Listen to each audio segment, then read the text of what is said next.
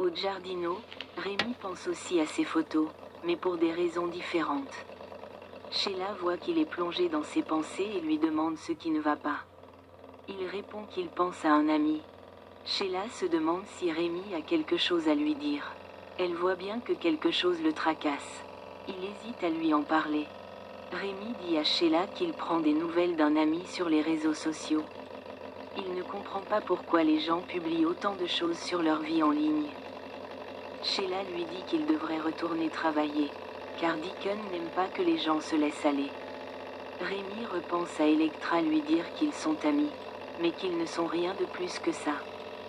Il l'entend dire qu'il ne peut pas venir la voir au travail et il est soudain furieux. Au salon de Forrester, Electra demande à Will de l'aider à cataloguer tous les articles de la série « Espoir pour l'avenir ». Il est heureux de travailler avec elle, et elle est ravie. Car elle n'a pas l'intention de partir. Electra raconte à Will qu'elle a envoyé un SMS à Rémi pour s'excuser. Il se demande si elle est déjà sortie avec Rémi. Mais elle insiste sur le fait qu'il n'est qu'un ami. Il est sensible, cependant. Elle craint qu'il ne lui en veuille. Electra dit à Will que Rémi n'a pas répondu à son SMS. Will trouve cela bizarre, vu qu'il voulait tant la voir. Elle dit qu'il est solitaire et qu'ils étaient tous les deux des nerds à l'école, car elle aime les maths et les sciences. Elle lui explique ensuite comment la science s'applique à la fabrication de bijoux et il est très impressionné par elle. Electra dit que Rémi est passionné d'informatique et qu'il a été là pour elle lorsqu'elle a traversé une période difficile. Will interroge Electra sur cette période difficile de son passé. Elle ne veut pas en parler, mais elle admet que cela aurait été beaucoup plus difficile à gérer sans Rémi. Dans le bureau principal de Forrester, Carter est occupé à ranger les lieux et à organiser des réunions avec tous les services. Hope arrive avec du café et le félicite pour sa rapidité d'action. Elle adore son allure à son bureau. Carter lui annonce que sa première priorité est de la réembaucher et elle le taquine en lui disant qu'il a besoin d'un bon avocat pour examiner le contrat. Hope veut s'assurer que son contrat inclut un accès illimité aux responsables et Carter est heureux de se conformer à ses souhaits. Il affirme qu'elle a sa place dans l'entreprise et qu'il est heureux de l'avoir à ses côtés. Carter annonce à Hope qu'il va financer entièrement Hope for the Future. Ivy, Ashley Brewer, entre. Ayant entendu parler du rachat, Carter lui assure que la ligne de bijoux est parfaitement sûre. Mais Ivy est inquiète car elle est Forrester et elle s'inquiète de la réaction de sa famille. Hope confie à Carter qu'il savait que la nouvelle allait bouleverser le monde de la mode.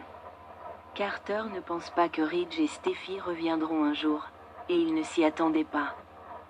Carter affirme qu'ils doivent constituer un conseil d'administration solide pour assurer l'avenir de Forrester Création. Hope est ravie que sa voix soit entendue et elle est ravie d'être à ses côtés. Il lui explique que la première étape pour constituer une équipe solide est de trouver un PDG pour gérer le quotidien. Il pense connaître la personne idéale. Carter souhaite que Brooke soit PDG. Hope est ravie à l'idée et a hâte que sa mère le découvre. Elle lui dit combien elle l'aime et ils s'embrassent.